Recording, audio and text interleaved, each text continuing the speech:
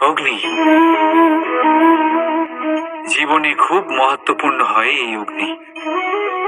এই অগ্নি উজ্জ্বলতা হয়ে আমাদের জীবিত রাখে।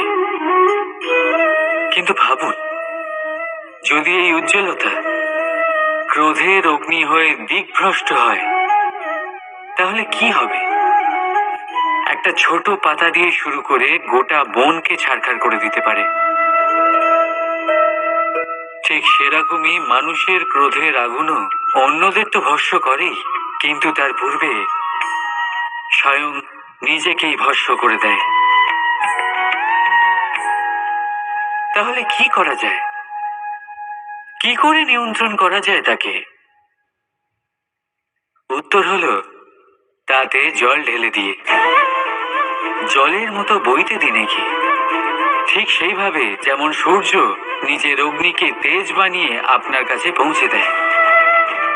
এটাই পার্থক্য সূর্যের অগ্নি আর ক্রোধের অগ্নির মধ্যে।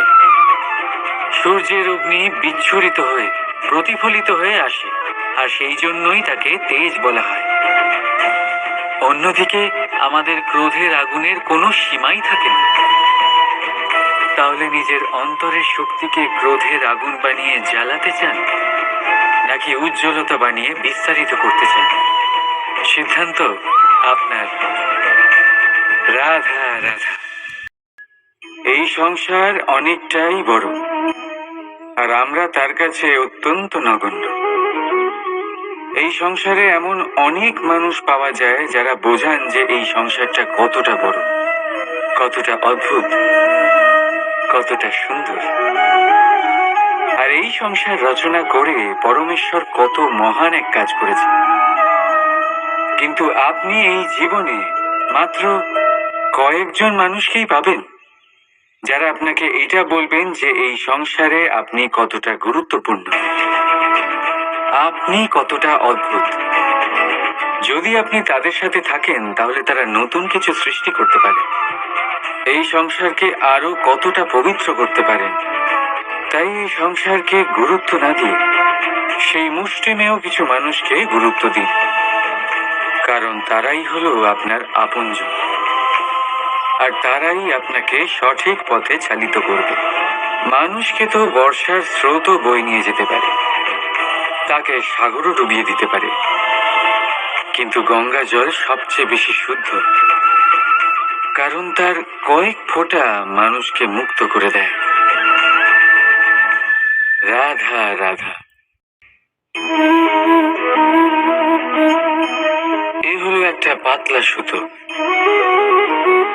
ভাবছি যদি এটা দিয়ে আমি পোশাক বানাই, তাহলে নিজের জন্য কত সুন্দর একটা পোশাক বানাতে পারবো। কিন্তু যদি এটা আমি... চিন্তা করবেন না,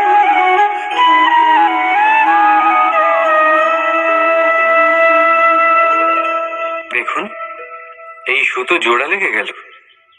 শুধু পার্থক্য হচ্ছে এটাই যে আগের মতো এটা আর সরল নেই, আর এটার দৈর্ঘ্য আগের থেকে কিছুটা কমে গেছে। এই সংসারে প্রেমের সাথেও ঠিক এটাই হতে পারে। প্রেমের এই সুতো যা দুই মানুষকে একসাথে বেঁধে রাখে, অহংকার আর স্বার্থের আঘাত সে সহ্য করতে পারে না, ছিঁড়ে যায়। চেষ্টা করলে আবার এই সম্পর্ক হয়তো জোড়া লাগতে পারে, কিন্তু তা আগের মতো কখনোই থাকে না, কারণ মনে গিট পড়ে যায়। সেই জন্য প্রেমকে স্নেহের সাথে সামনে রাখুন, অহংকার আর স্বার্থের থেকে দূরে থাকুন। রাধা রাধা।